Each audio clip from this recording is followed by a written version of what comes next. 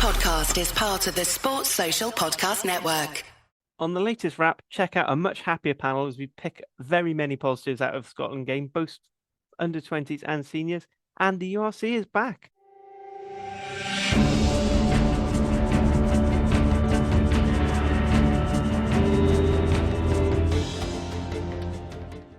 Hello and welcome to another edition of the Wrap. As ever, it's me, Harley, in the hot seat, and I'm joined by the usual crew of Hattie, Nick, and Dan. How are we all doing, folks? Yeah, all good, thank you. Good, thanks. Ooh, it's Monday. Yay! It's a Monday. It's the dawn of a new week where, we can be full of optimism. It's the best day of the week if you're a scientist. With Friday being the worst, because that's usually when you realise all your experiments have failed. Right, anyway, so lots to get through. So we'll start off with Drink of the Week, which is, as ever, sponsored by Beer 52, the UK's premier beer subscription service. And if you fancy getting your hands on a free case of beer, as has been on offer all the way through the Six Nations, why don't you go to beer52/wrap? That's beer52/WRRAP and pick up just pay your postage and get 8 free cans. They've got lots of things, pills, various different pilsners, porters, lagers, all from all around the world. They pick a different city each month, and they go through, and you get some lovely tasters. If you're not too into your porters and your darker beers, there is a light-only option. And also, because responsible drinking involves eating, it's making sure you have some food. They've got some lovely snack options and a bit of reading material as well. So, just a reminder, that's beer52.com/wrap, WRRAP, and to check out more. Right, so what drinks does everyone have today, or has it been that much of a Monday we've all forgotten? I have one. I've got the... Actually, I don't know how to pronounce this, but it's the the bunny one. Yeah. It's hoppy. It's what I'm going to say. Keep that nice and brief. Oh no, we dropped the ball here, haven't we? Because I've got a bunny one as well. I don't know how to pronounce it. It's like Simcoe Mosaic Equinox. Is that right? Burrow. Simcoe Mosaic Equinox, yeah. Pale ale. Yeah, it's 3.4%. I think both me and Zach have had that one on the pod. Yeah. Well, Mac, yeah. So as I said, unfortunately, Beer 52 did give us the same 8. So now we're having to rotate. There is a bit of rotation. So another one we've had before is Carlos Worldwide New Zealand Pilsner. I believe, Nick, you had this on the first week, and do you know what? It's really nice. Yeah, it's good. So it's, very much, very smooth, crisp Pilsner. Nick, what have you got? I think I got a Citra Cigas. It's very strong, actually. It's 6.5%, full-bodied. It's got a bit of an aftertaste as well. I'm not saying it's my favourite, I'll be honest, but I'm sure a lot of people would enjoy it. I will say I've just put some lip balm on, which is Percy Pig flavoured, and it actually goes very well with the bunny one. So if you want a nice pairing. Yep. As we all know, it's very important to pair your beers with your lipstick. With your lip balm, yeah. Yeah. Yeah. Right, so that's the drink of the week out of the way. So Nick, moving on to news desk. A fair few things have come out over the day. I think it was last week. It was announced that Wales will actually be playing their first game of the inaugural Nations Championship, and they've got to travel all the way down the road to Cardiff City Stadium to play Fiji. And it's worth emphasising this is World Rugby, and the Fiji Rugby Union, how much say they've had that on wonders, have had to play their home games in inverted commas in Europe, and they're playing England, I think, in Manchester, but they start off with us in Cardiff. So, and Wales' other 2 games, I think, have been announced today as well. They will then travel to San Juan to play Argentina a week later, before finishing off with a daunting visit to Durban on the 18th of July to face the world champions. Yeah, maximise that jet lag. Well, at least they only have to go down the road for one of them. Yeah. I mean, a bit of a thing on this one, because it is mad. I get why they wanted Fiji to have a home base, because they're not sure about how well Suva is, even though it seems a lot better than it used to be. But the original talk was have it in South Africa, which kind of made sense because people, the European teams are traveling. But it's the fact that it's not one stadium. They're going to play Scotland in Scotland. The Northern Hemisphere have just effectively cheesed an extra home game. Yeah, I think if they'd picked like, say for example, they picked a place where there happens to be a large Fijian Yeah. population, I would have been like, oh, okay. I know, for example, with like the Oceania Championships, the women's tournament, they play a lot of the games in Australia because that's where a lot of the populations live, and there's a lot of they get bigger crowds there, and it's less travel for the teams to be based in Australia than it is to travel to all the different islands. That would have made sense to me, but yeah, it's just an extra home game for Wales, England, and Scotland. Although I don't know in Liverpool, will it be a home game for England? Mhm. Mm. Sorry, Liverpool, yeah, not Manchester. Sorry, Yeah. apologies. Right, Well, moving Manchester on would have made anyway. sense as there's a pro rugby side there. Yeah, just have it in the Everton Stadium. That makes sense. Right, okay. Scarlets have confirmed, I think people, it doesn't come as a surprise, that South African hooker Manus van der Meer will be leaving the club at the end of the season to join the Irish province Munster. And he's been, I don't know, played very well for the Scarlets. Probably reflects what Welsh Rugby is regard funding as well, Mm. uncertainty over funding moving forward. So I guess you can't blame him. But Hattie, anything you want to add? I know you got a couple of young hookers coming through. Yeah, it's just a bit naff. Like I've kind of talked about it a bit with some of our other positions where we haven't had necessarily senior players able to support the younger players. Obviously, we've got Ryan Elias, but it just would have been nice to have been able to keep one of our players who kind of hit the headlines whilst playing for the Scarlets and actually keep them for once instead Hmm. of them going off. But Munster again. Munster again. Ugh, just rude. Okay, and the last thing I've got on the news front, and I'm sure everybody's aware, that has been confirmed by yesterday by the Welsh Rugby Union that there will be an extraordinary general meeting. And one of the things, obviously, will be a vote of no confidence uh, in the existing chair, Richard Collier-Keywood.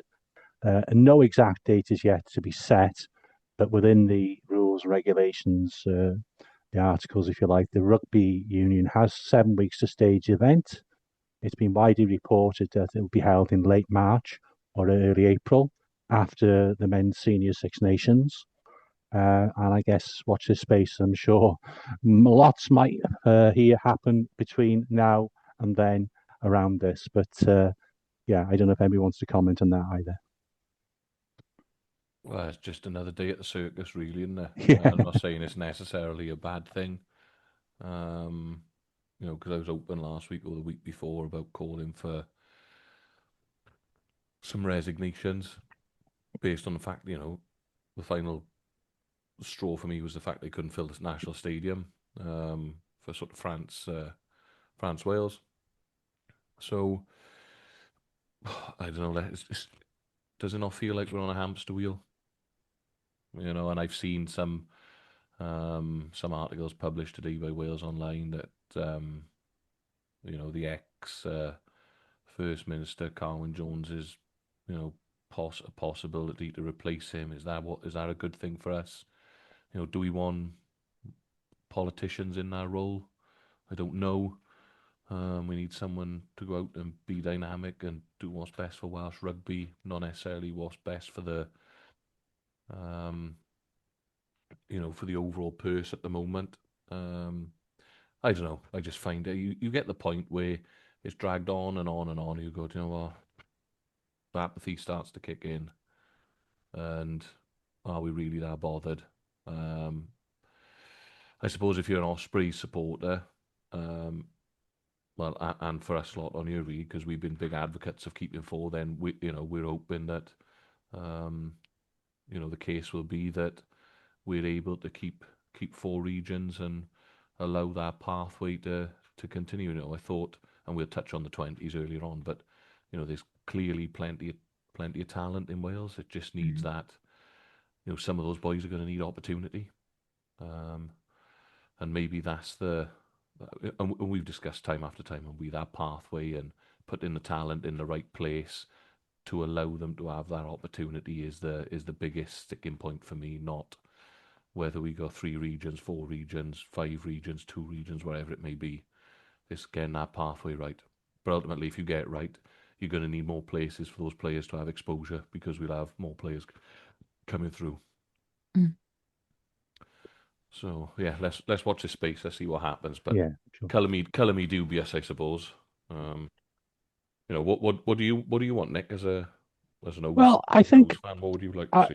I think for me, what's been disappointing about the whole process, my biggest issue is that I feel like, want of a better word, skullduggery. That it's all been done behind sort of closed doors, with Y11 in cahoots with the Wet Rugby Union, Rich Coddy Keyword. If there'd been a fair, robust process with set criteria, and at the end of that process, you know it's been proven that to do other things, there's only can be 3 professional teams. But I agree with your point, Dan. If we get the pathways right, where these boys and girls going to play, we haven't got we're reducing one of the, certainly in the boys' case, the men's, a senior team. But even so, even if it was down to 3, I could come to terms with it better, that a process has been followed, and the Ospreys, unfortunately, the team that have to go. Obviously, I still would not be happy, but at least I could understand it better. What I don't like is the way it's been handled, and I don't think that's fair. And yeah, so I suppose anything from my point of view that will sort of hinder that process, I'm supportive of. But I understand what you're saying as well, Dan. Yeah, it's that transparency element that we've spoken about time after time, isn't it? Like they announced a few weeks ago that the Principality would be staying on as the main stadium sponsor. We're still none the wiser as to how much that's brought in, and it's just the tip of the iceberg, really. Hmm. And again, I was looking at the 20s the other day, and not to digress too much, but I think it's crying out for someone to sort of almost unleash these 20s from a union perspective, and almost like a draft style basis. Mm-hmm. For me, it would make sense that those players go where those positions are most needed. Like for example, the Dragons are crying out for a fly half. Mm. If Tinas goes, so what fly halves are coming through the 20s that need to go and play rugby to give them that exposure? There's no point in sticking them at Cardiff, for example, where they've got Sheedy, they've got Lloyd, they've got other people coming through. It's the same with the Ospreys and Locks. It's the running joke, isn't it? So therefore we need to be doing, and they seem like simple fixes for me. And the thing is, the WRU have already done that. They've done it with the women's sides where they divvied those up. So why Yeah. why not do it for the men? I've got to the point now that, because I suppose, I'm going to probably lose my team completely, that I would almost settle to be a development team on less money than the other 3. And we're seen as an opportunity for these youngsters we're referring to come and play, or and have sort of more flexible loan facilities. So if you have got 2 hookers and you're down to 1 hooker, that you approach another team and they come out for a 2-month loan, that sort of thing. So, but there we are. We'll see what happens. That's the end of the news, anyway. There's one more bit of news, but go on. Oh, sorry. Go on, Dan. You finish. No, I was just going to say, do you think that that's what we've been missing in terms of development? Is that you're going to have a development team, for example, if the O's stay? Do you think that's what we've been missing to bridge that gap? Because the SRC, formerly the Premiership, hasn't done it. So do you think that if we had like an under-25s team, for example, that was, the criteria being you had to be a Wales 20 international, playing in it, and then, sprinkle it with the likes of Dan Lydiate and your Josh Turnbulls that were just finishing on their way down. So you have the sort of over 33s and under 25s. I wonder whether that would bridge the gap for us, because they'd be getting that exposure week in, week out. Well, I don't well, know is the answer. So no, I don't know, but I think would be worth exploring because I don't see necessarily massive demand to increase the funding for SRC teams because there is such a gap. Whereas this would provide something possibly in between. Uh, but there we are. We'll see what how it pans out. yeah, we'll see. My issue with having it as a sort of development team, sort of in the main URC, is what happens when these players are rooted to the if these players are rooted to the bottom, then it's a bit of a, and I think with the SRC, you've got to remember it's still only 2 seasons in, and I think they're still trying to work out the kinks with whatever's going through. Like a lot of people are praising Cardiff because a lot of those under-20s boys have been playing for the Rags. This Do you season. think, do you think it's easier for Cardiff though because it's effectively, and this is not knocking Cardiff because it's effectively their second team because it's the only club in the region. I do. I do think that's a big fair point. I mean, I know Bridgen's full of quite a few ex-Cardiff academy players, so that's one of the things the SLC has done is try and capture those taken out of the academy. But, I mean, other teams are doing it. So I know obviously Pontypool and Newport obviously have had a fair few of the Dragons boys. Yeah. The Scarlets is it's pretty much split between Quins and Llandovery. The Ospreys are sending out quite a fair few to their four clubs in this season. I think it could be mandated to be a bit better than that. Yeah. Does it need to be more of an equal split then, do you reckon, in terms of teams in that SRC? So you either have 8 or 12. So it's either two per area or 3. Well, because I think originally it was going to be 8, and the idea was two per. I think, yeah. And then they went, oh, hang on, we need RGC in here, and then that got them up to 9, and then they went, I think so maybe a 12-team league would be better. I think there's some things you can do as well, like with the SRC Cup, maybe you make that more. So like Cardiff basically throw that because that's where you see basically the under 18s. The under 18s tend to play in that as opposed to the under 20s. I don't know. I'm not rugby development is my area of expertise, but there is definitely more that we could do to it, I think. But I think we've also got to be fairly patient with it as it is a fledgling league. Yeah, I don't disagree with that. It's just a topic of pub conversation, I suppose. The important thing for it is, unlike with the Premiership, where it was sort of neither here nor there, the SRC is fully in the performance bracket, sport bracket, not the not the community game. Yeah. So I said get better, but development. I think Wales A. I keep saying this. I think Wales A fixtures would be important, and even if it's not, doing like a full under 23s, Six Nations, whatever. It's just saying like during the autumn internationals when the likes of your Polands and your Swedens and teams like this, they just want a game. Mm-hmm. Yeah, but they've all played now anyway, haven't they? The A's have all played each other over recent weeks. Yeah, I mean all the Six Nations A's have, but why not? I mean, instead, if you just want to do that all in the summer tour, I think as well, maybe now once in a while just accept, have one game, not make, if we're putting a lot more money, focus on the stadium getting its money from other events, why not make that fourth international an A game and have it somewhere and else? use it for have it somewhere else. Use it for, even if you had it at the stadium, use it for development. Because at least even if they cock up and lose, it's not going to affect your world rankings anymore. And you're just a way to sort that out. But I said the last bit of news, sorry, Nick, is Wales squad, which takes us into sort of the game then. So Wales have what is a huge U-turn compared to the previous few years. They've released quite a few players back to the regions.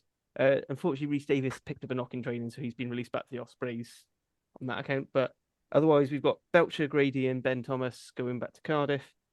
Dees, Ruben Morgan, Williams, and Gareth Thomas, and Owen Watkins all go into the Ospreys, with most of them not having played really. Or Dees only playing the first game. And then McLeod and Tom Rogers are going back to the Scarlets again, having played very little rugby. So it's good to see them. Obviously, no Dragons released because both of their players, they may only have 2 players in the squad, but they are integral players to the squad at this point. So, quality, not quantity, they're done. I think everyone happy with that? I don't think there's anyone really who you'd expect to be released. No. Everyone else has had a fair few minutes. I'll be honest, actually slightly. Yeah, I mean, it would be nice to have someone like James Botham, but then again, I wasn't expecting him to play last weekend, so I'm seeing I'll play anything. I suppose just to tag on to that little bit of news, if you don't mind, from the Dragons' perspective, that's just sort of reminded me is that Sibo Glimani has come a cropper for the Dragons as well. The injury curse No. continues, whereby we've lost Rob Hunt, and it looks like Sibo's had surgery as well on a foot injury. Oh yeah, saw that. Sorry. Yeah, no, it was only the Dragons being mentioned then, Nick, that sort of I Yeah. put it at the back of my mind. I put it in that little box, not to worry about it. But very unfortunate for the Dragons, considering Benetton are coming to town on Saturday. So let's hope that Dylan Lewis is back. Because otherwise we go from having a fairly solid scrum, I would, and a good set piece over recent weeks to starting to struggle again. You don't end up in the curse situation we've got when Wyn Jones having to go do time on the tight head again. No, well, I'm hoping that, if it's not Dylan Lewis, we don't know and this is the problem again, and with the sort of comms coming out, we don't know where Chrissy Coleman is, whether he's the answer or not, I don't know. But other than that, we're sort of sliding right down the ladder. It's the luck that when your luck's down, your luck's down and out in there, and I think everyone, you look at Sam Costello now going out this weekend, so speedy recovery to Sibo, and hopefully, I can't see him being back before the end of the season, but hopefully we'll be okay and have a little bit of good fortune with someone like Dylan Lewis coming back into the fray for the weekend. So, yeah, that's the last bit of home news that I got, I suppose. In that case, then, do we want to tackle the under-20s or the seniors first? Don't mind. Oh, surprise me, Harley. Keep me on the edge of my seat. Oof, Yeah. Well, and this 50-50, as I toss this imaginary coin, as I've got that page at first, we'll go with the senior side. So Wales men fell agonisingly close, 23-26 defeat to Scotland on Saturday. I'm going to just open the floor up with this now. I'm actually pleased that I was disappointed we lost that, because actually thinking we had a chance for the first time in a long time actually gave me some hope. Now, I know we can talk about all the problems, and I know one swallow doesn't make the summer, but it was so refreshing for us to have been in the game and in control for pretty much the majority of it. And, just snatching defeat from the jaws of victory is a welcome change from getting completely blown out of the water and unlike the last few Scotland games, clawing it back at the end. So, folks, who wants to speak first on this one? Go on, I'll go first. Just to add to that, I thought it was definitely a much improved performance, but we were only playing up until the weekend the 9th best team in the world, and we were 11th. So, we weren't playing France. I know that's an obvious statement, and I think the score reflected that. There were positives in the game. Again, we built on our improved set piece. That was was strong. Certainly, the scrum was good until the final quarter. The line, I think, was 100%. And again, our discipline was pretty good until the last sort of 10, 15 minutes as well.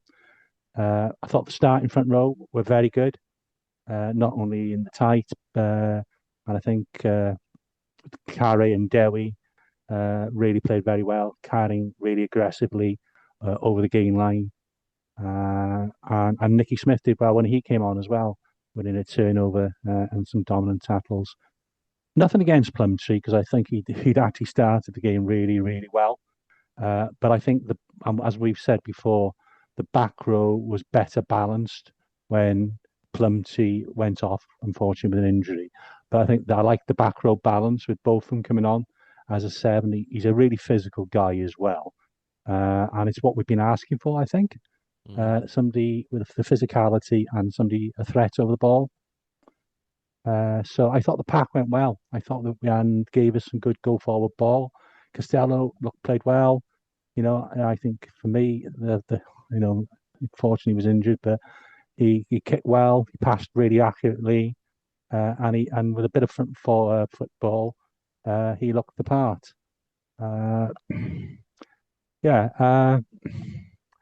As I say, in the end, I said to somebody at half time, I actually went out for once to watch it, and the pub. I was really pleased.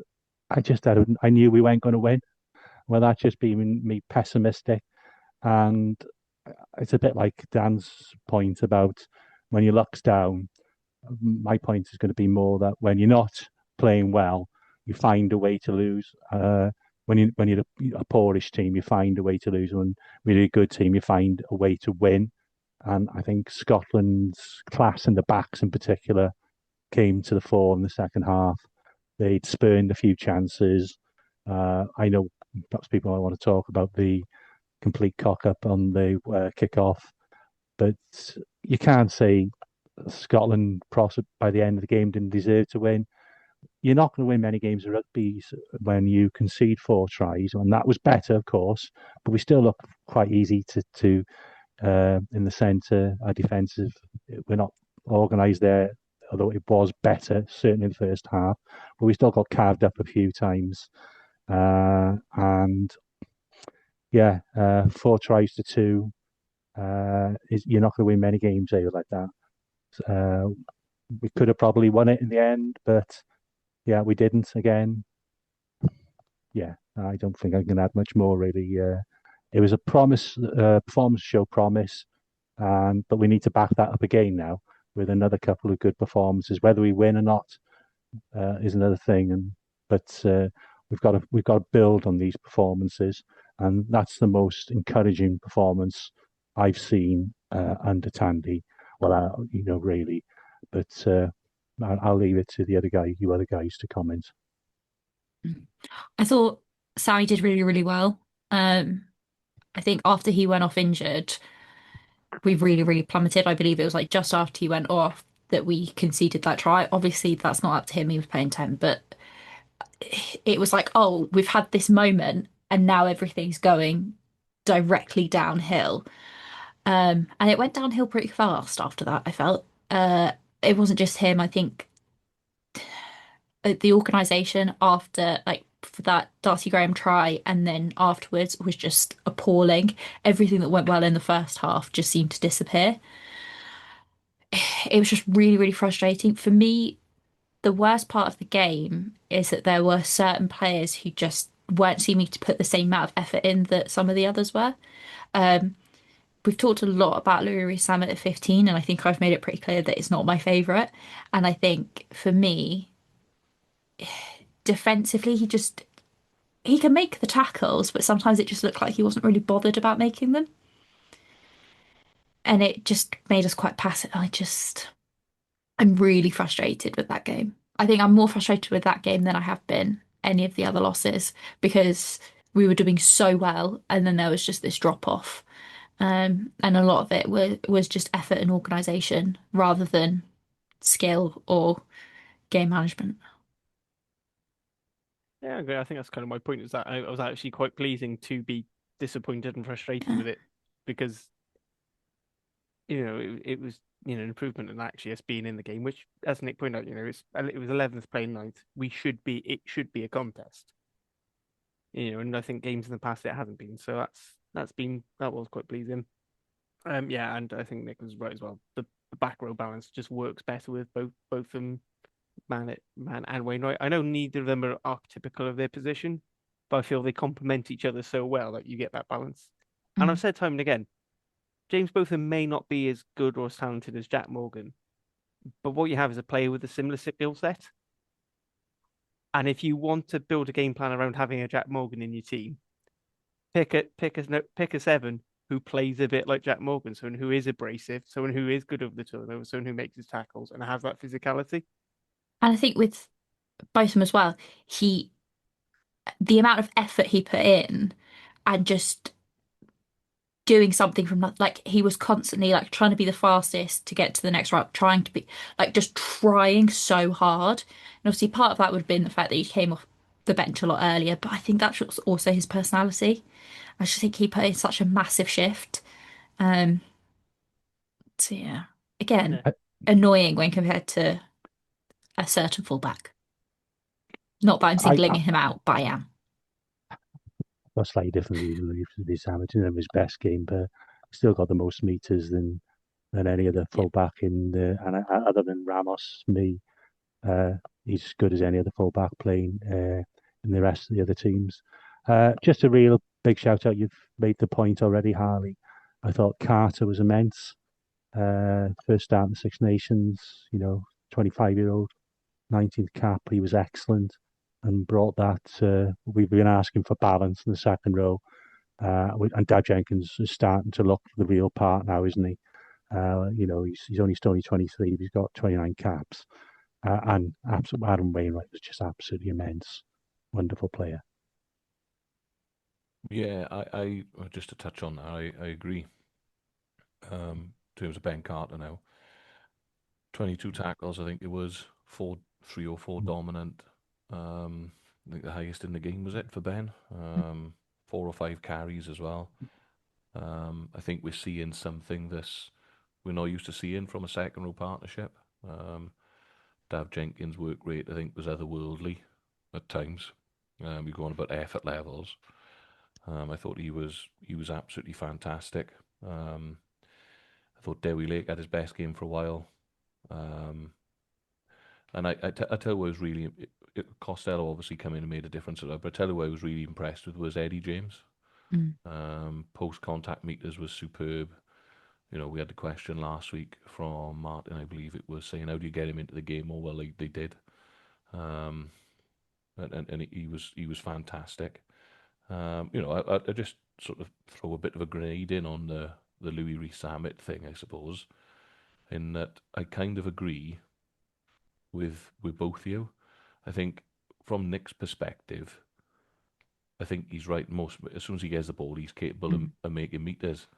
But I wonder whether he would do that on the wing as well. For me, it's when we haven't got the ball. That's a bit of a problem. I don't think he closes hard enough on that far edge. But it's new to him, so he's learning. But I don't know. Is it? But You want is him on the ball effort scene? something that you learn? Well, I wonder whether he's got too much of a panic on. Maybe I think he's getting a little bit caught in no man's land, as in, right, I need to stay sort of on ball a little bit more, or stay inside the ball just in case it's kicked into that chip zone. Is he comfortable sort of managing? It's backfield management, isn't it? That's a skill in itself as a fullback, being able to manage that sort of backfield area, but then also being able to cover. I'm assuming they're working on a pendulum, so if the ball's on the one side, you'll have the fullback covering across, and the other winger coming back in, and the wingers will pendulum in and out. But I noticed we had Thomas in the backfield a couple of times as well. So I wonder whether it's just a positional thing for Lewis rather than an effort level. Although he did seem a little bit sulky at times, I suppose, a little bit petulant maybe there, because he is the superstar in the team, I suppose. But there's no doubt about it, the guy's box office when he got the ball in his hand. So how do you get that balance right as a coaching team? I don't know. I think it is really hard. I feel like we're missing as well, before we move on, one last thing about Louis Samet, because I do like to rant about him apparently. I just feel like when he's on the wing, you get to make the most of his acceleration, and his acceleration is one of the things that I think makes a huge difference between him and other very, very fast wingers. He accelerates so quickly, but when he's at fullback, are you really making the most of that? Yeah, but then It's like having six in one hand and three twos in the other. Like, I get it, but then I suppose he's getting more touches at fullback, isn't he? And the way they want to try and play, bringing him in at back, it's tough to get our balance right. Because I would argue, like from Nick's perspective, who stuck him in the French team instead of Ramos at fullback, how many tries is the guy scoring? Uh, probably not not that I many feel as like you think. I feel that's a really bad comparison because of how Ramos works in that team. He is effectively the 10. He's the 10 No, as well as no, Charlie Bear in there. when they pull the ball back and he's taking it on the outside of that fourth forward in the But I 13 also channel. don't think that France necessarily have extremely fast fullbacks. I think they would rather have a ball playing 15 than they'd just rather stick their ultra speedies on the wing. I get your point, Dan. I think if you said that with any other team, it I'd be fine. But I think just the way because Tommy Ramos and Charlie Bear will just sort of flick between the two. Yeah, no, and In the shape it would work, but I don't think it. I just thought that particular example. The thing with me the thing I find really funny with Lewis Zamet is before the Six Nations, there were so many all these pundits and podcasts and things going. Lewis Zamet has to play 15. He has to play 15, and we're now 3 games into it, and they're going. I think Lewis Zamet would work better on the wing. He'd work better on the. Yeah, I think because of what he does at the bays, isn't it? Because the shape and the type of game that they play. Like you look at the way again going back to France, right? You look at the way they work for tap downs on kick receipt. Now, if the ball's being tapped down to him, because I don't think we're particularly good at that at the moment. If the ball's being tapped down to Louis Zamet in broken play, it's game over. It's just trying to get him as many touches on the ball in space as possible. But I don't know. I think they're going to persevere with him there and I think in the long term. I have got 2 or 3 actually minor complaints about Saturday. Yep. And I'm not one to blame the officiating here, but I'm going to throw. You're going to blame the officiating on this one, yeah? No, I'm not. I'm going to throw some points out for discussion, I suppose. And if I throw them all in at once, then we pick the bones out of it. Okay, so Russell's kick off. Yeah, for me, I'm sure the law states that the opposition players need to be in their own half, or beyond the 10-metre line. Yeah, they've got to be beyond their 10. Beyond the 10, and I don't think Hamer Webb was when the ball was kicked. And secondly, there was also a fellow with a high-vis vest running across the field when the ball was kicked. Now, I'm not making an excuse for it because we should have dealt with it as kid stuff. However, it wasn't looked at, and ultimately we've lost by 3, and that was the swing in the game, wasn't it? And we just kicked the penalty before that, didn't we? And we just kicked, as we stretched the lead. Exactly that. Then the other one is, what do we think of Ferguson's maul entry for their try at the end? Because my understanding is he's going to join on the hindmost man, which in that case would be the ball carrier, and then the ball's going to be passed back to him. Not effectively, he's NFL'd it, really, isn't he? He's hit the last man and then swam forward. Is it truck and trailer? Again, these are real technical aspects here. So if there's any referees listening, then maybe we should contact a friend of the pod, Ben Breakspear. Friend of the pod, yeah. Give us your 2 pennyworth. And the other one, the scrum penalty right at the end when we were chasing the game, and it was the very last penalty of the game. I think we give away a scrum penalty. Why was that Scotland's penalty? Because I thought their hooker lost bind on both props before anything else. I'll sort of do those in reverse order anyway. One is I generally don't think most refs know how to referee a scrum. They look for pictures, and I think if their picture is the hooker standing up, they ping that team, right or wrongly. That just seems to be the way of it. The binding the ball, I've given up even calling that because it just seems like the refs just are ignoring it. Same as feeds and scrums, they've just all ignoring it. The kickoff, I get why everyone's trying to make villains out of Hamer Webb and both of them in that one. But you've got to remember, is they just come, as you said, we just kicked a penalty. Those two are chasing for the rebound, which you should do. So they've been a bit caught unawares. But, we shouldn't have switched off really. It should have been more on it. I think there are more issues in our control that lost us that game. No, I totally agree. Like our defensive errors are not the referee's fault. The ref doesn't miss attack. I say this to my boys. The ref doesn't get a kick wrong, doesn't do all of these things. But the reason why I found it interesting was because, again, it goes back to my point that when your luck's down, your luck's down. Yeah. If that was maybe the other way around, maybe it would have been checked against Wales. Yeah. Does that make sense? I'm not, and I'm not even saying that the ref necessarily got it wrong. No. Yeah, I feel like we also got lucky in other things, like the Joe Hawkins tackle that could have been. I think personally, yellow was fair, but it could have easily have been a red. It could have been like if it came out as red. I don't think I could have complained too much. But the boy was being tackled though, wasn't he? On the way down, he was on the way down. Yeah, do you know, it was so like one or the other, but it quite easily could have gone red And- depending Seen on them who the both go And I TMO crazy, think, haven't you? was.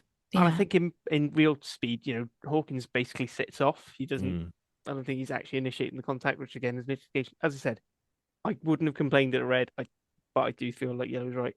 But one to me, like we're under penalty advantage. Thomas goes in for the croc roll. Now, if there's any player on that pitch who should know they're under penalty advantage, and it doesn't matter if that ball gets stolen, it's the scrum half who stood next to the referee as he's called advantage. Hmm. Mm. Just leave it. I mean, it does go back to a point, on Josh and Blood Mode podcast said that Thomas has gone a little bit, fuck it, I'll do it myself. In some of these, Mm. and not necessarily for the better. Mm. I think that was one of those occasions where I think, maybe if Wales were, say we'd won one or the other, or they'd been close games and we got them losing bonus points or whatever, and the pressure wasn't on. Maybe he'd just leave that go. Yeah, And, maybe. and it's this sort of thing. There's another one. So the first penalty we score on second half and the kickoff, Russell goes in the middle, contest ball, Kinghorn wins it over Zamet, and Zamet is there, could make a tackle, but steps off, lets him run for a little bit, and then that invites the pressure, and then we basically spend the next 5 minutes defending. It's little things like that where I think, and the other. So one thing I do wonder, because it's something that I know Hugh's been banging on about an awful lot, is obviously we kicked 3 penalties and we didn't really even try. We had one tap penalty move and didn't really go for the corner at all after that, or try and use them all. Do you think we should have been a bit braver, or do you think Yeah. points to the right call for this one? Bear in mind, it said the way rugby's going now, you kind of need to score 4 tries, or you're probably not going to win the game. Yeah, I think for me, we had those 2 tries relatively earlier on in the game, and then we just kept going for penalties. I understand keeping the scoreline ticking, I get it, but it got to a point where I was like, why are we kicking for a penalty when momentum wise, we were ahead, we were doing really well, especially there was a carry by I think it was Eddie James around like 30 minutes where he just had so much gain line momentum, and then it was like, oh well, you've got a penalty, so do you want to go for the corner or do you want to go for post? And we went for posts, and I was like, actually no, we should have gone for the corner there because we had the momentum, we had the swing. Um, yeah, we just kept going for the post, and it was just really frustrating to watch because we really needed to get a try for our own momentum, and we just held ourselves back by going for posts. I think is with Scotland, they have such dangerous outside backs that you can't just say, "Oh, I'm just going to keep kicking for posts." You know that if you give them an inch, they're going to score. So I, just ju- very frustrating. I just thought on that one, the first penalty that Costello kicked, um, that takes them out like to over 2 scores, doesn't it, by Mm. kicking that? And what it's meant as well is that we scored last before half time and we've scored the first points. It's like like a bit of a mental thing as well. Mm. Personally, I think that's actually pretty good game management. That first one, the issue was thereafter, we conceded a try from Russell, and it was the Jared Evans penalty. Maybe that it was that time that we should have looked towards the corner, because whilst it kind of took us ahead again further, and I understand why they did the game management thing, but do you know what? I don't think we'd be having this conversation if someone had caught that kick off and slammed it into Rose head on the upper tier. But then again, we'd be saying that if there's so many points. As I said, going back to that, if we kick that other penalty with the cock roll, that's a potentially a 10-point swing, because from And that that one, yeah, they go and you get the thing score, and then and there's or another that thing though. scrum. If that scrum, Yeah, we just play it yeah. out, maybe we get something out from the. Yeah, I mean, Look, it's again, all it's nice. It's nice having this as a conversation, to be honest, after the last however many yeah. games of. I totally agree with you. And look, it's all if buts and maybes. It's not the referee's fault that we lost the game. Could we have had one or two more decisions that, or I don't think it's kicking the corner or kicking pens that have necessarily cost us the game on the whole. I think we were in the game. We did well. It's our best. As a matter of fact, I'd say we played better in this game as well than we did in the 2 wins against Japan. Oh, 100%. Yeah, oh, We were definitely. awful in both of those games. You know, if we played Japan on Saturday and played like this, we'd score 40. Yeah, You know, it was I, and when you think about it, we've lost to Scotland's best ever team, yeah. especially in the professional era. So we've lost to arguably Scotland's greatest ever team by 3 points while we're at our lowest ebb, and we're all, you know, talking about how we should have won the game. So, you know, if any of the boys listen to this, Well done. good on them. And I think we've, just to add to that, I think we're very interesting this fixture in 2 years' time, yeah, when our lads will be coming up to mid to late 20s, yeah, and their lads will be coming to mid 30s or even retired. I don't, obviously they've got a World Cup in between there. mm, Uh, we we've stumbled across a really effective pack, uh, not through good selection necessarily, but those who've taken the opportunity, shown themselves with one or two others who are unfit. I think we've got the makings of a good competitive pack. yeah. I'd second that. So, you know, and as we're talking about that now, I throw another couple of questions at you into the mix, if you like. Is first of all, do we start with a team that started that? Obviously, Plumtree out, Botham in is what I'm on about, because Botham played, and I thought he was outstanding for what it's worth. Mhm. And then, because I'm sort of starting to think this, do we think we made those front row replacements too early? So Carey off, 43 minutes, Lake 55, Thomas Francis 50. Could we have gone up to 60 minutes? Would that have made a difference to us having that? Because I thought Reece Carey's ball carrying was fantastic I on the actually weekend. think it was a substitution that was too late. I think Freddie, as fantastic as both Carter and David Jenkins were playing, I do feel like Freddie Thomas coming in earlier would have helped. Because if you look at that last 10 minutes, we were conceding so much yardage on more tries due to their more. And I feel like an extra pair of legs. I mean, it didn't help that we lost our back row placement so early. Yeah, you're right. But like if we, having that extra impetus in those last 20, I think would have helped match some of that power. Mm. Because Also think once you've doing 80 minutes in the boiler room, it is hard. That's why I can only do about 20. I think as well, I can't remember who it was. It was either in the rap chat or in the Scottish chat. Somebody said like, "Oh well, who's captain now after Lake went off?" And I think we did miss a bit of captaincy as well after he went off, a bit of leadership. So, but then that's the problem that you have when you have a front rower as your captain. Yeah, I Look, think, and also the fact we've played three games in consecutive weeks, maybe that had an impact. Nicky Smith But actually was good when he came on. yeah, Yeah, His I stats think are good. Uh, Obviously, we struggle a bit tighter, don't we? Archie Griffin hopefully is one for the future, and we could, maybe it wasn't a penalty, and he tackles well, but we did lose a little bit of stability, mm, in the front row. But ultimately, Scotland are more used to winning than Wales are, and that showed the way they mm. managed the last quarter. Yeah, and look, I think from a replacements perspective, they're obviously conditioned more specifically now Mm. to those sorts of time frames, um, which is, it's obviously a scientific thing. Great. But do you just, I don't know, part of me is just thinking like, with momentum Yeah. and people having worldies, do you kind of think like, oh, just give me 5 more? Keep going. Yeah. Yeah, yeah. I said, I mean, if that was the logic they were using for the second row, maybe for the front row, you do give them a little bit more. I thought, so I didn't think Thomas Francis was dropping his output at all when he got SWAT subbed. I don't know if that's just a case of they felt like that those two front rows would scrummage better together or not. maybe. I think Elias actually is working really well as the substitute for Mm. Derry Lake. I don't think it helps if you want to change your things at hooker, but I think if you want continuity, you've got someone who's a big and physical, and you know, Experience as well. I know. yeah, very experienced.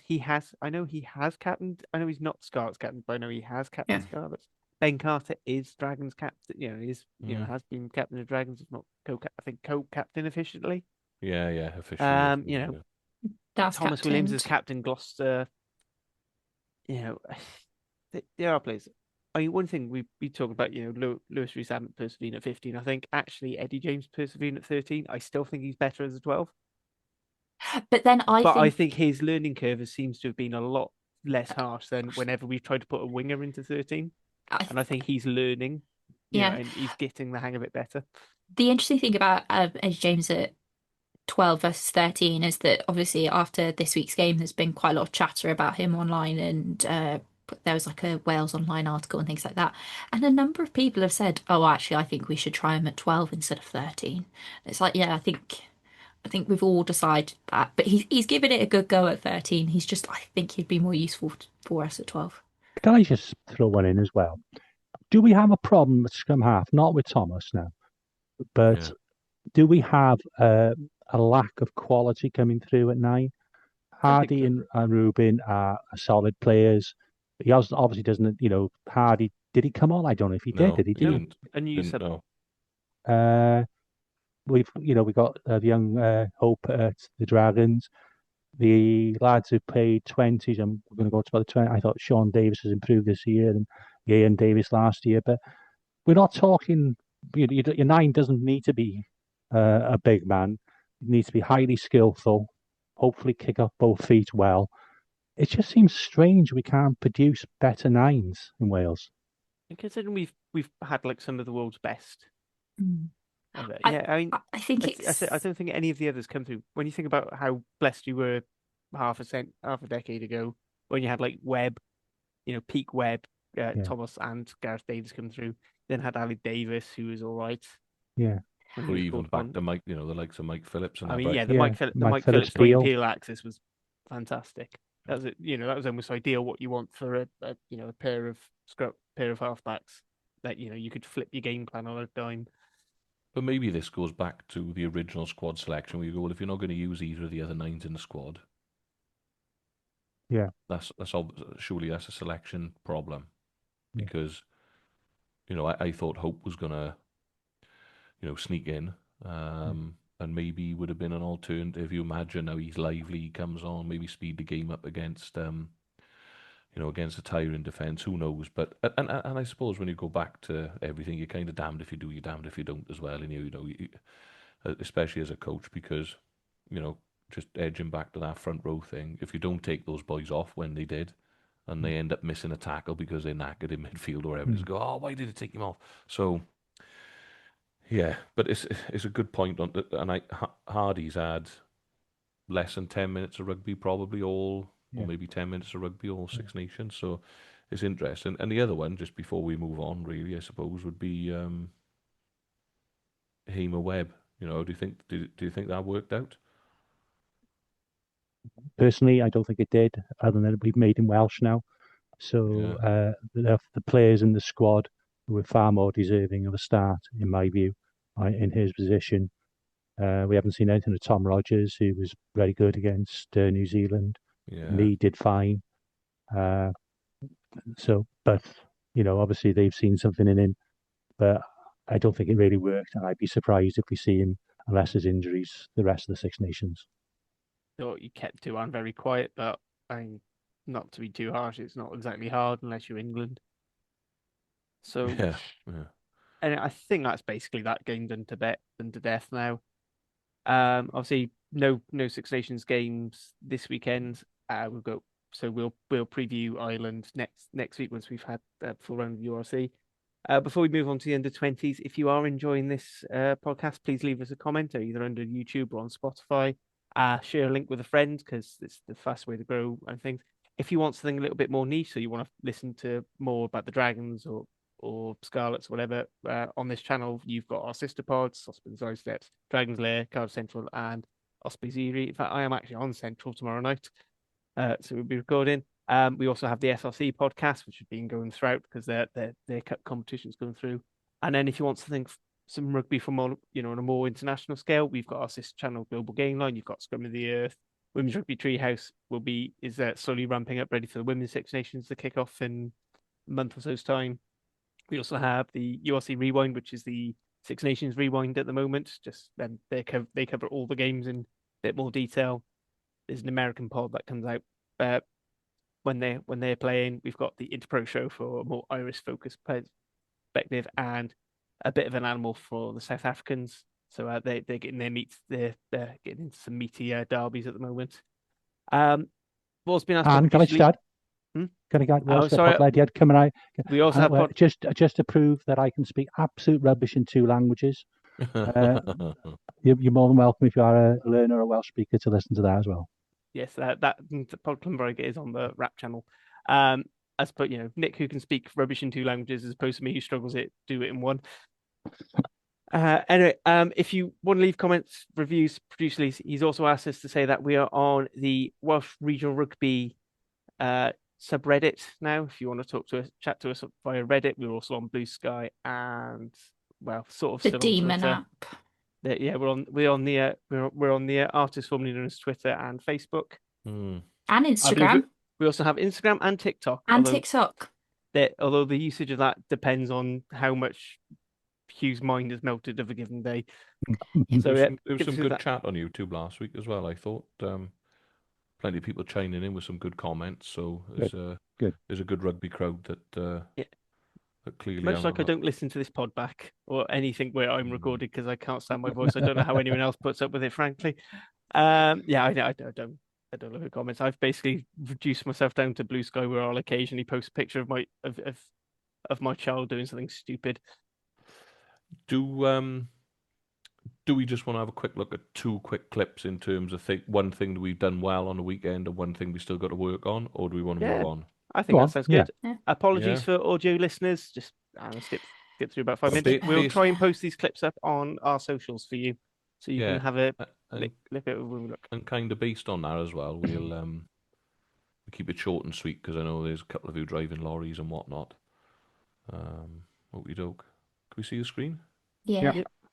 Oh, I made it extra large as well. Okay, so just for context here, I suppose this is one little clip that I thought where Wales have shown some improvement this week. It's actually a Scotland attacking line out on our 10-meter line, and man gets up particularly well. So we steal the ball, and our first thought, which contrary to other weeks, is to try and get to an edge and try and put that ball into space, even though if you're looking at the top corner, you'll see that we are a man down. So off we go, and we're playing. There's a couple of minutes this clip, good shot, but they concede a penalty coming up now, and this is where we start to get interested now from a Welsh perspective, because this is Thomas Williams for me at this finest. So penalty conceded. We get that edge which stretched him, and he's off and running.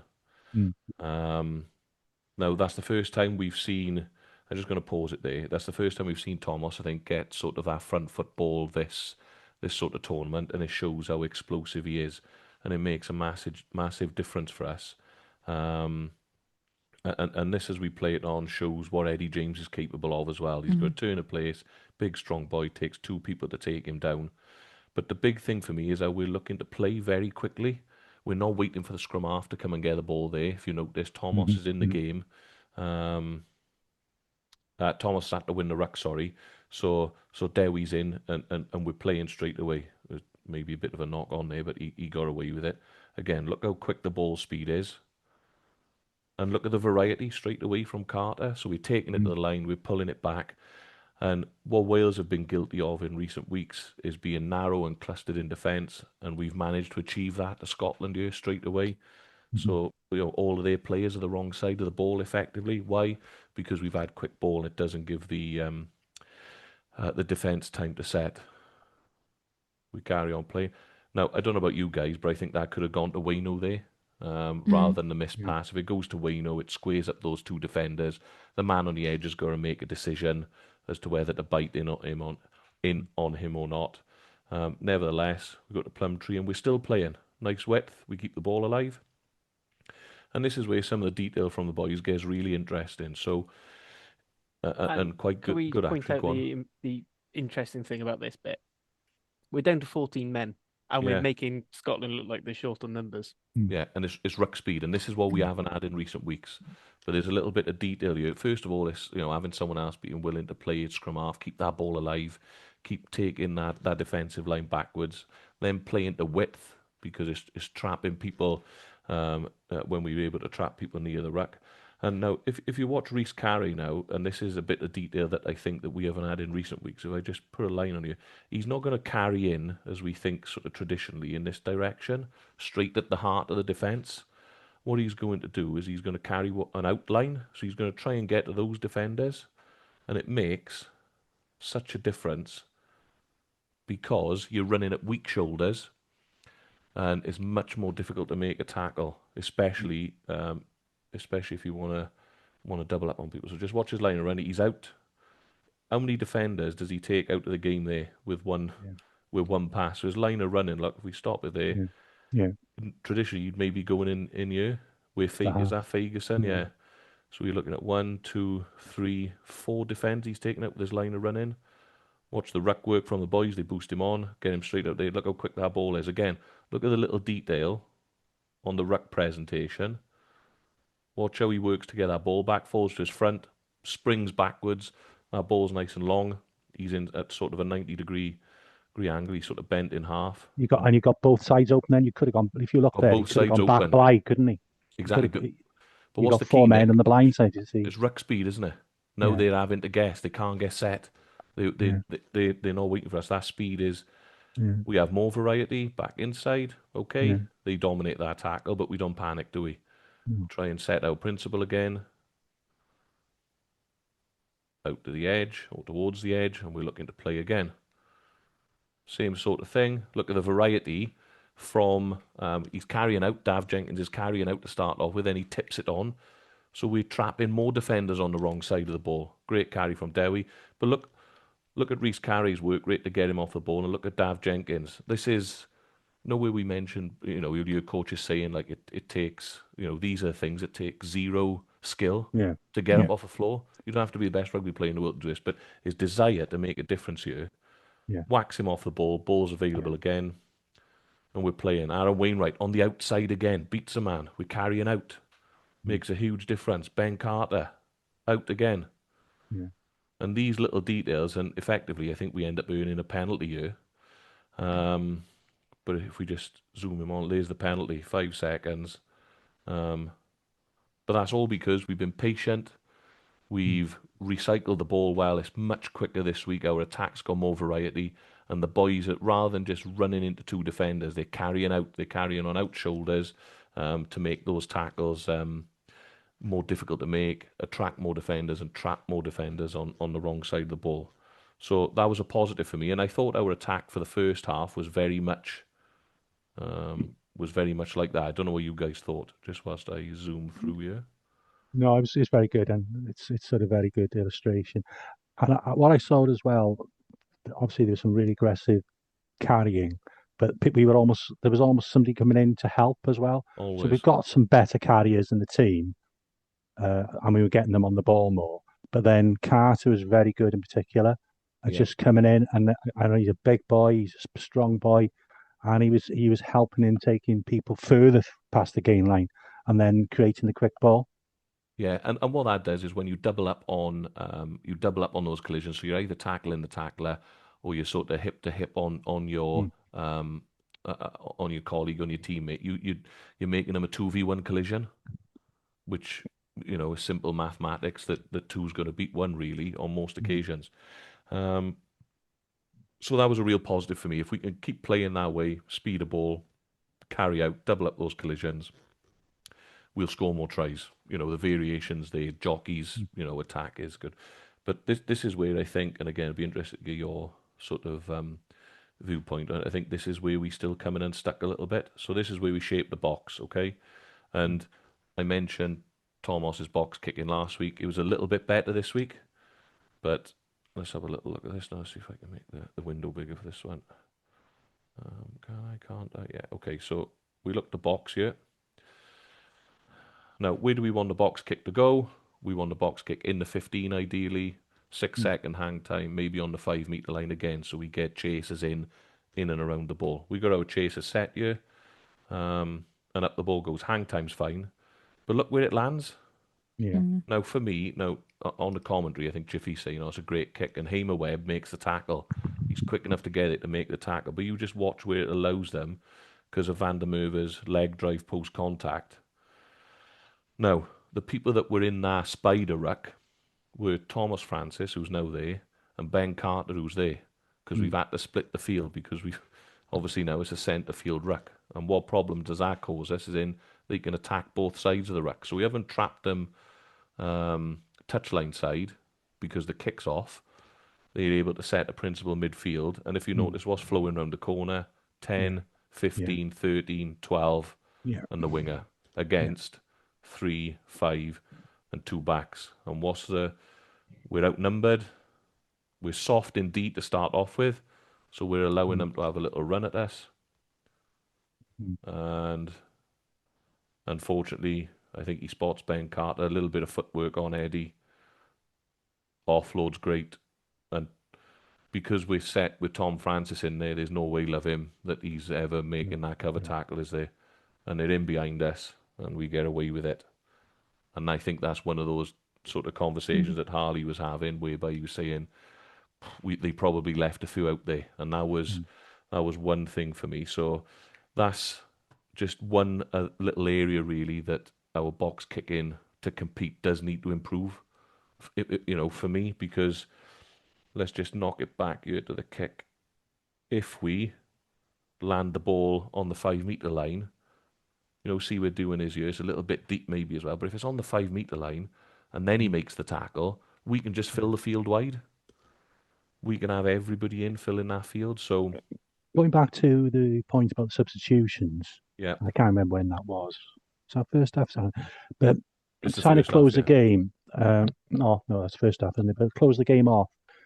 Hardy is actually quite good at that. Yeah. If you had heard that's his go-to. That he is a decent kicker off from a defensive sort of spider ruck. Yeah. Yeah, and I agree with you, and I think probably it's one of Thomas's maybe his weaknesses, because ideally if we get that ball in there on where the X is for those that are not able to watch this, then Hamer Webbs makes that tackle in and around there, and we can just fill the field all the way across, and it allows us to get off the line and defend them on our terms. And then in reality, they're probably going to try and kick it back to us. Yeah, down in that area. So that's probably a little bit of a work on for us, I would have thought, because I got no doubt if you're Andy Farrell and you're watching the way that some of our box kicking goes, you'll be looking to attack from that when we go to Dublin next week. So, yeah, I hope that's not too much video for those that are listening on the thing. No, it's good. As I said, we'll try and clip those points up and stick on social, so it's a bit easier. But our attack was much better because we're winning collisions, we're on the front foot, and I think it's that little variation in the way that we're carrying the ball. But our kicking game is still a little bit, I've seen loads of comments, we're kicking the ball too much and this, that, and the other. Well, it's not necessarily the kicking of the ball, is it? It's the quality of the kick. And if we're going to put ourselves under pressure like we did in that scenario, then we're struggling. Plus, don't forget we're a man down in that scenario as well. So, were we a man down? No, we're back to full complement there. But and we still couldn't fill the field. So there you go. Maybe a couple of work I do ons for think next sometimes we bugger up who's in the ruck when we kick, when we do for box kicking. Like, we quite often end up with the front row chasing, which isn't ideal. And I think that's ideally, Harley, you're right. You want front five in there, don't you? We want to try and work at the front five, so you've got back rowers and backs chasing. But if you get a kick wrong, as we did there, then the boys that are in the ruck, i.e. Tom Francis and Carter, are going to be the ones filling the space because the back rowers are kicked. So it's all about the kick. Go on, move on. Yeah, let's move on, because Wales under-20s also played. We're just going to go through this very quickly because time is running away with us. So we have a win to talk about. So Wales under-20s beat Scotland under-20s 31-21 down in a very windy cap on Friday night. Various tries. including for debutant Will Cuts, who the abundance of cuts from the line, cuts through the line jokes that I saw over Twitter over the weekend was excellent. Yeah, I thought it was a very good game. Nick, you are our sort of our under-20s guy. What did you make of the game? Well, I think they responded to the challenge we laid down last week, really, didn't we? We said they'd had two heartbreaking losses, and they needed to respond with a win against a team we probably were favourites to beat. And I think they did it. I thought, 4-3. They played well. I thought Dion Gwynn leads that team really well. Aberystwyth's finest. Thomas Howe looks an absolute excellent prospect. He's surely earmarked for the very top. But I was also impressed with the young Scarlet tight head, Jack Pritchard. Thought he did carried well. He scrummaged really well. And a lad I hadn't heard an awful lot about, I think he's at Bristol Bears, Oshan Williams, the second row. Yeah. He's been really impressive. But needs to fill out a little bit, I think, to be truly effective in men's rugby, for post 20s, as Luke Evans actually has done. But yeah, really good win, and it sets up the rest of the under 26 nations really well. Hard game, obviously, after Ireland had an impressive win over England, but we should be going over out there confident and hopefully 1 or 2 back. I think so. Yeah, really looking forward to the rest of the 20 season. How do you guys see it? Yeah, I think it's a bit of a microcosm of Welsh rugby, whereas the starting side for that team is really good, and they handle those conditions really well, and they outmuscle Scotland a lot, and then as the subs started dripping through, it tailed off quite suddenly, but we did enough to hold on, which is handy. Yeah, I think you're right. Dion Gwynn is absolutely fantastic, and we should say Oshan Williams second row, not to be confused with Oshan Williams, the blindside flanker, Yeah, who started the first 2 games. So I thought all the other centres might be back. Oshan, Darwin. Oshan Darwin Lewis, yeah. who's already had some. No, yeah, he's been training with the first team at Cardiff. I don't think he's had a game yet. No, So I think that was Elijah Evans, which yeah. it's quite good that we've got quite a nice chain of 13s coming through. So if they actually can come through, seems like that is a problem position for Cardiff and Wales and in general, that would be nice. Stefan Manuel for me as well is proving that when he reaches maturity, he could be that triple threat 12 that we want. Someone who is very comfortable on with distributing and kicking, and can actually also bust a gain line. So, And he's really quick. Did you see that one when he ran back? Oh, he's so quick. Yeah, he is, and the pace is excellent. Carwyn Leggett-Jones continues to show that he is in talent, but he is definitely a rough diamond. Again, probably trying a few things he probably shouldn't, but also at the same time, it's you kind of want to go. Well, I'd rather he does this now in the under-20s than like a senior debut or something like that, or like it's a URC match. And I think the thing to remember with him is, I was like, he's just turned 18. Like, I think he could still technically play for the under 18. So, like, I said you've had both him and Tom Howe who've had to get permission from school to miss time off school. So, and you're starting, yeah. And what I would say is, for anyone who wants to rush them through, is let's give them the under-20s. All right, yeah, maybe bring them in for the regional sides more, but let's make the use of the under-20s as a development tool and let them get every last drop out of it. Yeah, especially at fly half. I think anywhere, to be honest. I think fly half. I mean, I think a lot of these like key positions. I think the longer you can give them to learn before they have to get in the big. So make them as good as they possibly can be before you dump them into Welsh rugby in the general. shit show. Dan, anything you want to add on to this? No, I think you've all summed it up nicely. The Carwyn Leggett-Jones thing is interesting. I think I'd rather have to rein him in than, coax a little bit of flair out of him. So, good on him. I personally, I think he's got a bright future in the game. Just needs the right coaching. Yeah. Tom Bowen was good again for me. You can tell that he's been playing senior rugby every game that he's played in at 20s levels. He seems like cut above in reality for me. And I just thought it was a good performance. We hang on in there a little bit towards the end, like you said, with changes and whatnot. But, apparently we haven't got enough talent in Wales. And arguably we could be 3 from 3 now. I like to point out the But I'd like to point out the same sort of people who've been saying, "Oh yeah, Wales definitely can't, we haven't got the players to do for 3 professional teams," are currently saying, "How do we talking about how we maximise the opportunity for our under 20s players at senior rugby?" So Yeah. And the reality is, lots of those boys in the 20 squad are playing over the bridge as well.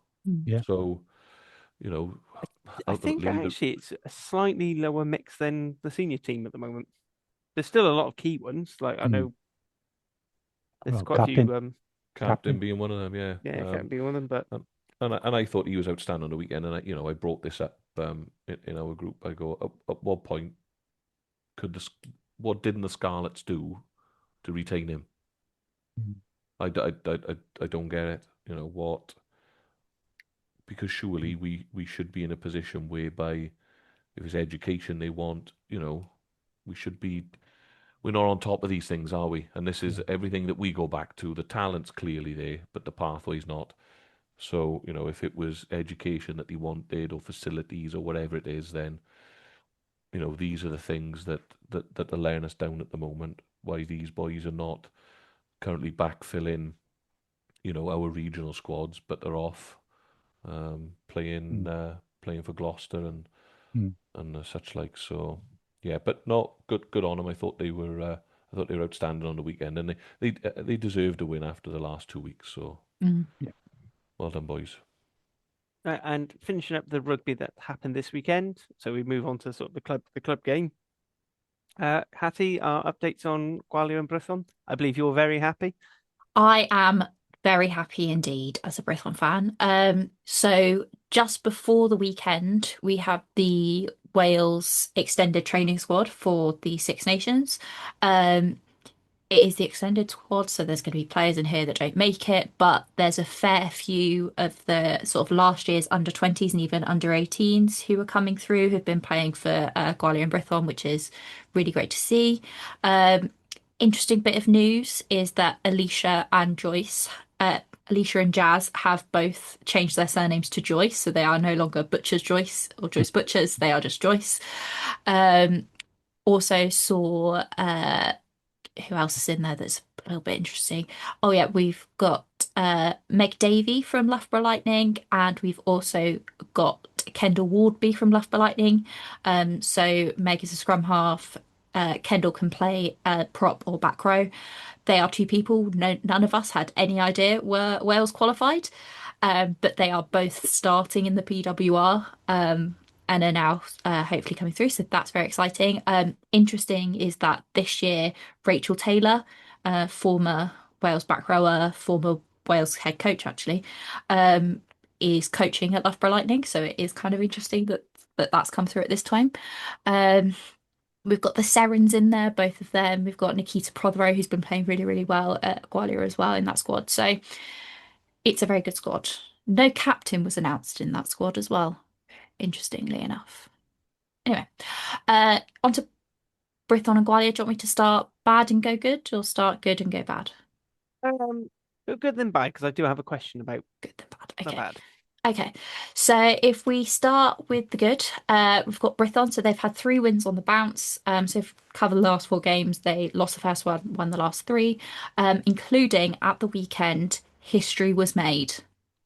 History. The Wolfhounds have only ever lost 1 game, which was against the Clovers this is their 3rd season. They have lost 1 game, and they also drew a game against Edinburgh in their first year. They've been unbeaten this season. They previously beat us 69-0 in January, and we beat them 12-0 at the park at the weekend. Horrendous conditions. It was literally raining cats and dogs. It was awful. But we had a really, really good squad. Stella Orin, the Serens, so Singleton, and Lockwood were both incredible. One plays on the wing, one plays at 9, but they both have played 9, so they tend to like swap off with each other at 9 and 11, which is really interesting. And it's like developing, and it's fascinating, but it's so good and it allows you to play so quickly. Georgia Iono was also incredible. She's played her last 2 games. She's another one where she's just turned 18, has been allowed to play senior rugby. And then also Kate Williams. So she was co-captain at the World Cup. She came over. She was playing a bit of seven, which she hasn't done in a while. Used to play for Gwalia actually, which is interesting. So she added. You could tell there was a bit more leadership there. I'm not sold on Ashley Beck still. I will still say that. Um, but 3 wins from three, I'm happy with. Then for Gwalia, they have had in the last 4 games, they've had a win and 3 losses, but 2 of those were against Irish sides. This weekend, it was a really, really tough loss against Glasgow. I don't think anyone really expected them to lose to Glasgow, so that is quite upsetting. However, they do have a really weakened squad. Some key players like Maisie Davis and Sean Jones have been recalled to the PWR because that is back in session. So you can kind of see there where some of their really, really strong players have gone. But I do have some insider gossip. Ooh. So apparently from next season, there's going to be some big changes in how the teams train. And also, I'm not going to say the dreaded F word, but the dreaded F word is involved there. And Sean Lynn seems to be more involved, and he was actually at the Gwalia game this weekend watching the players, and I believe he's also been at some Brython games as well. But yeah, 2 more games till the knockouts. Brython away to Glasgow this weekend, and Gwalia are at home to the Wolfhounds, who will probably go out pretty hard. And then a derby at the park on the 8th of March. Nice. So excellent stuff. So yeah, if you feel like popping along, I think I think the Dragons handled the Gwalia home game tickets at Yeah. Ustreg, and obviously Scarlets for all the Brython.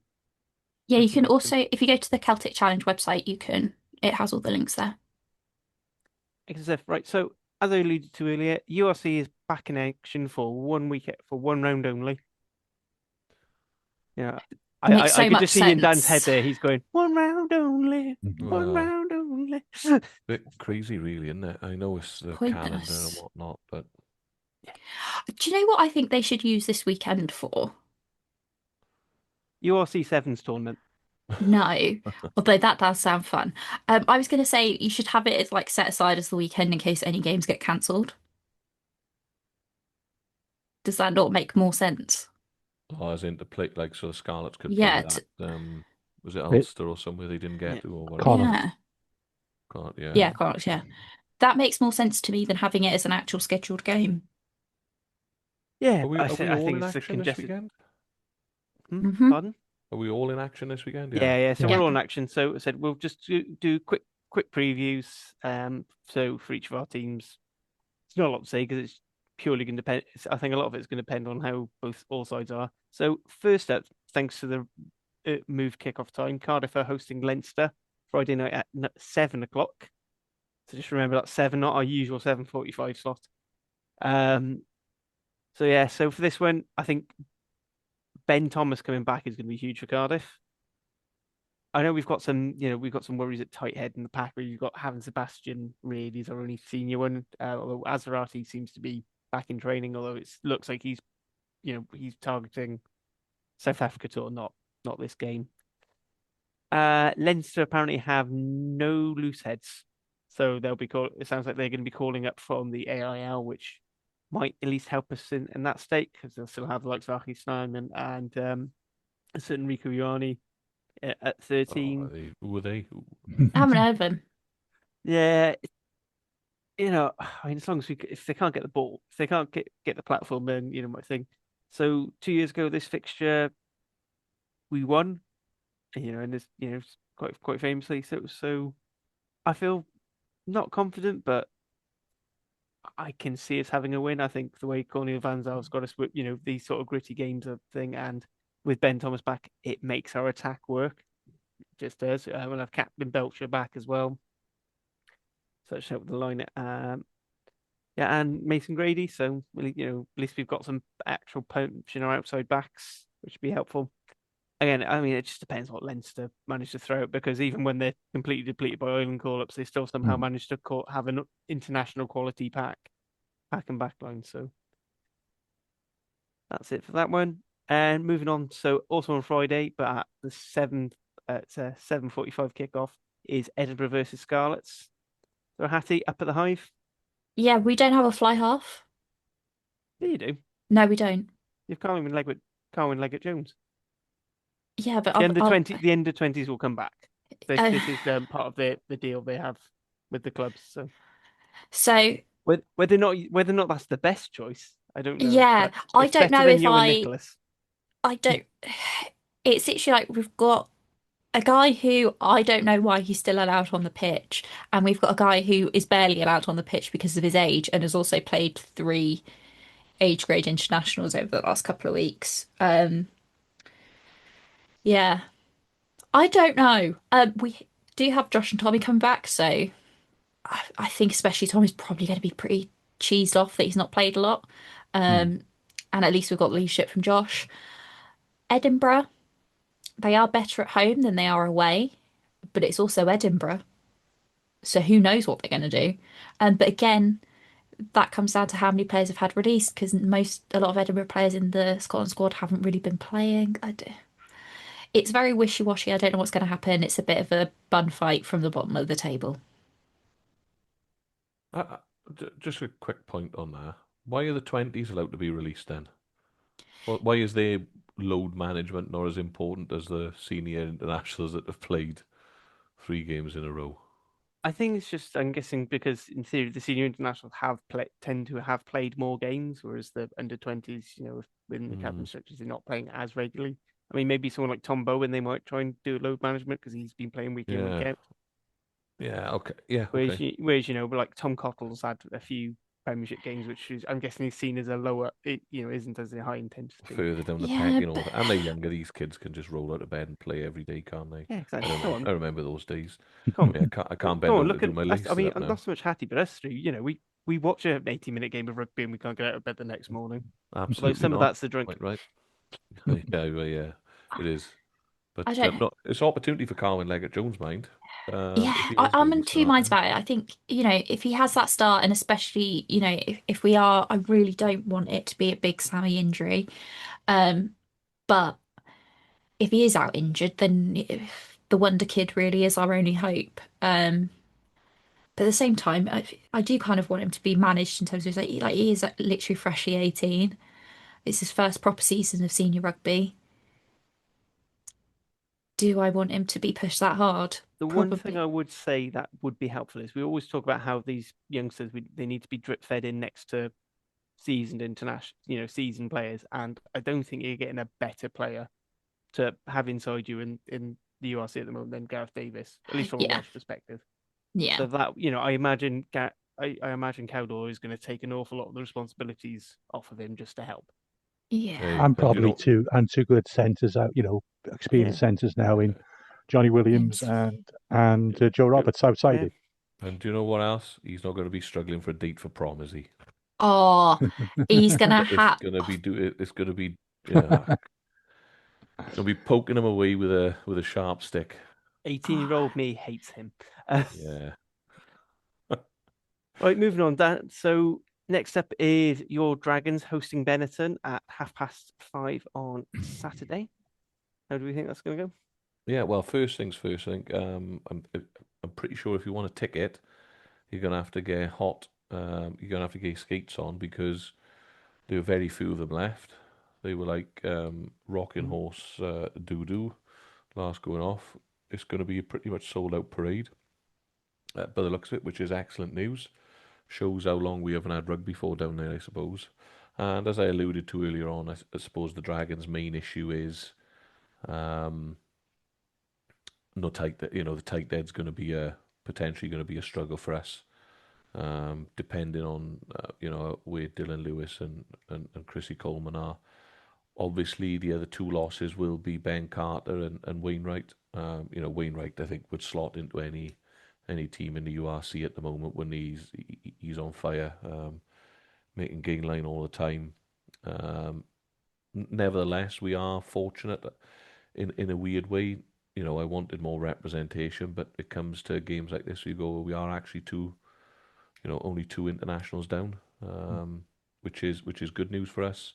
I'm assuming someone like Seb Davis will partner, a Levi Douglas in the second row, which is good for us. And let's not forget, we still got the likes of Thomas Young, etc., and Harry Beddle to call upon in the back row. So, there's plenty of firepower there. The tight end situation does bother me slightly.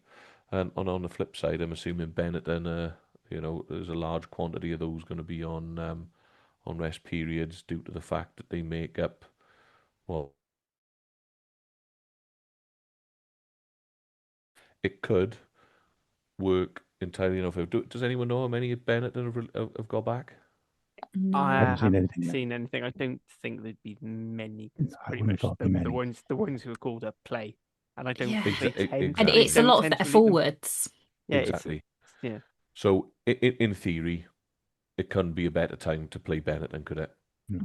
Of all the teams to play, this would be the one that you may pick because they're likely to be underpowered. So yeah, fingers crossed. And if we continue playing the way that we've played in recent weeks, then I'm confident.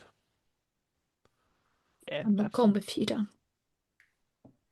Yep. And then finishing up the round at 7:45 on Saturday. Nick, your beloved Ospreys are hosting Ulster. Yeah. A resurgent Ulster who's seen quite a lot of representation in the island side, playing very well. Mm-hmm. How, Gone 4th-9th, and again we've got to get something from really. Tandy thankfully has released the players who were Ospreys who haven't featured much on. So we'll have Owen Watkin, probably most importantly Reuben Morgan Williams back, Harry Deves and Gareth Thomas.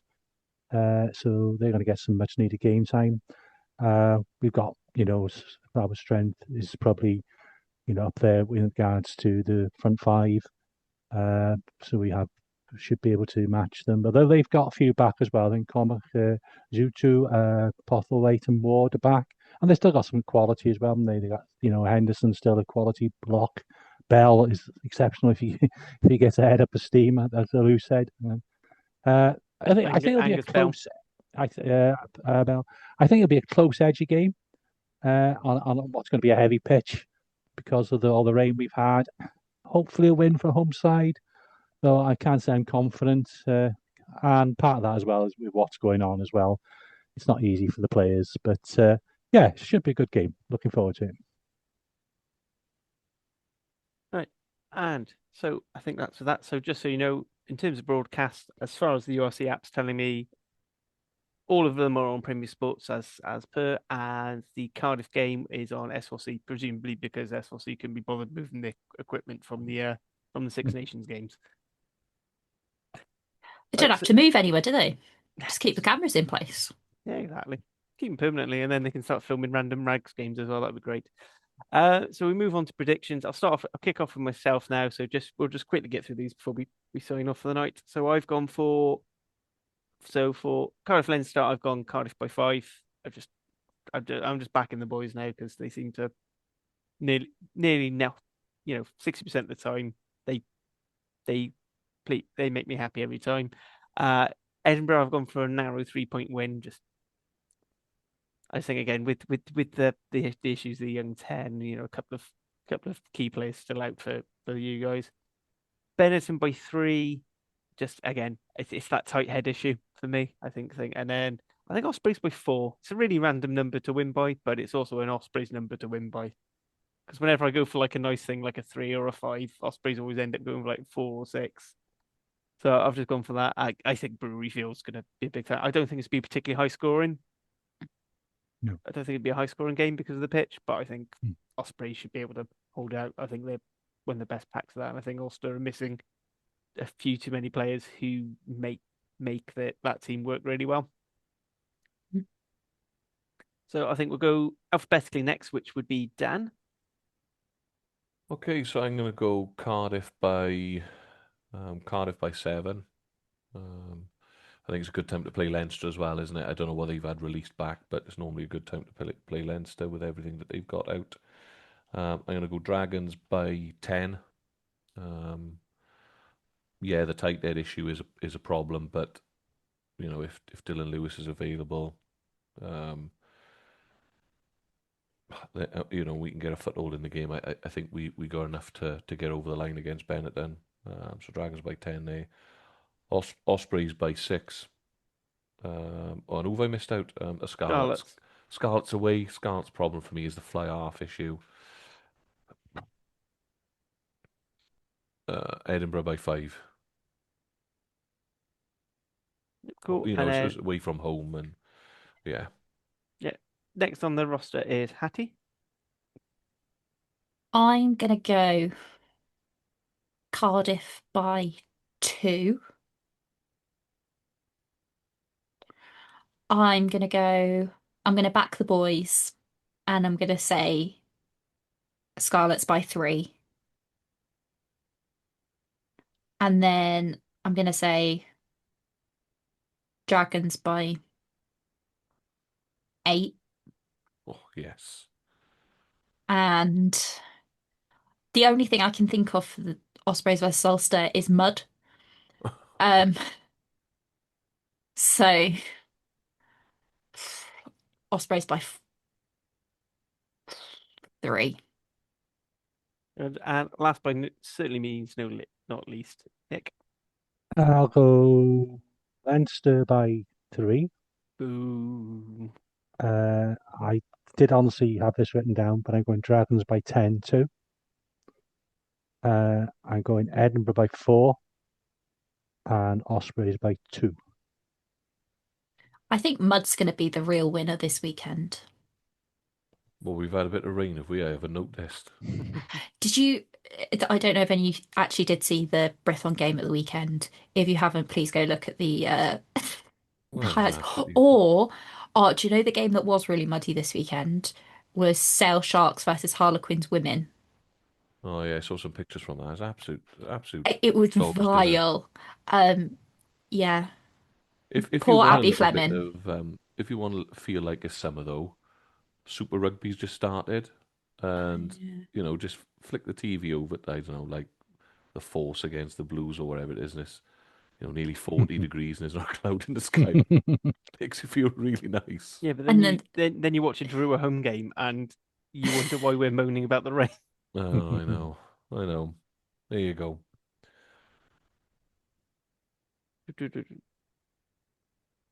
Charlie's So release. Heart, calculating. I'm yeah, sorry. I've just found a thing. So these are players who released back to Ireland. So you've got Harry Byrne, who's gone back to Leinster. I think that's the only ones. Nathan Doak. Oh, that's a getting one for you. yeah. So Dope Nathan going Doak's gone back. back. Yeah, Cormac is a Chuku as well. Yeah, Michael Milne's back. So a lot of them are. Tom Stewart as well for Ulster. Yeah, and Brynwald. Yeah, so yeah, I think we've gotten off quite lightly, Nick. To be fair, I mean Nick Doak is a very good player. So I think watch out. So I think watching him versus Morgan Williams is gonna be quite fun in But terms of a what? box kicking nines thing. But then does it not worry you all that Ireland are keeping so many players in? No, because it's what they always do. Yeah. You Yeah, know it's but Farrell's very much like Gatland in that respect, is that he keeps lots. And I mean, I feel like Farrell's almost doing the same thing as Tandy and sort of stumbling into his best team at the moment with injuries. Because it looks like we don't have to worry about James Lowe's smug face, no. which I feel really mean saying because it looks like he's out for the rest of the tournament and possibly What a right towards the end shame. of the season.